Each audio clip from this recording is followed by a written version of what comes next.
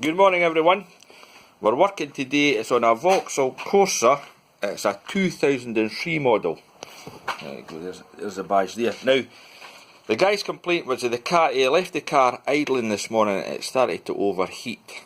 So indeed, when we went and checked the temperature gauge, it was well up. So we decided to go into the Veris and, let me see, we'll go back into this. So we decided to test the fan down the bottom here. You can see there's the connection. So I just used my power probe and went right into the fan, and it's turning slow, so the fan is a problem.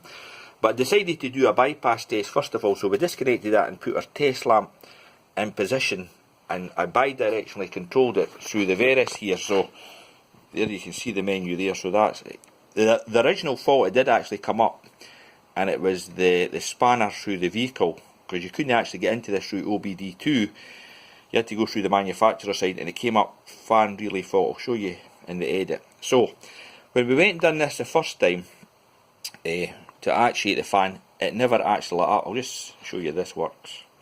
So you hit start, and you can see there my test light lights. So my circuit is complete. But when we done this, I'll just put this off at the moment. When we done this test the first time, our test light did not light. So we're thinking, what's happened here? So we went back and checked our circuit. We got the book out. It's always the last thing to do. And we checked the fuse, and it was fuse 52, and it was a 20 amp, and we replaced the fuse. Indeed was blowing. So what's happened here is the fan, which we're saying is a kaput or open circuit, is doing something that's drawing too many amps. It must have a short circuit to blow that fuse.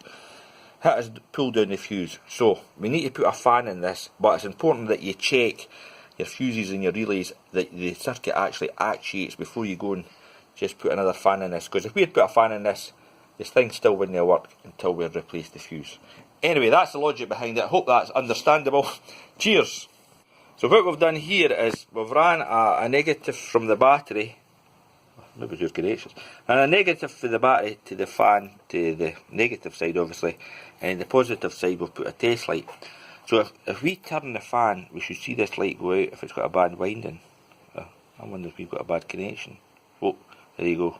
Oh, see that? It just came on ever so slightly. There you go, it goes out. So that's a bad bit of the winding. So I actually seen that from another YouTuber, so I'm not claiming the credit. It was the guy for South Main Auto, Mr. Eric. Oh, he showed us this. So there you go. So that's it off. Move the fan a wee bit, that's it on.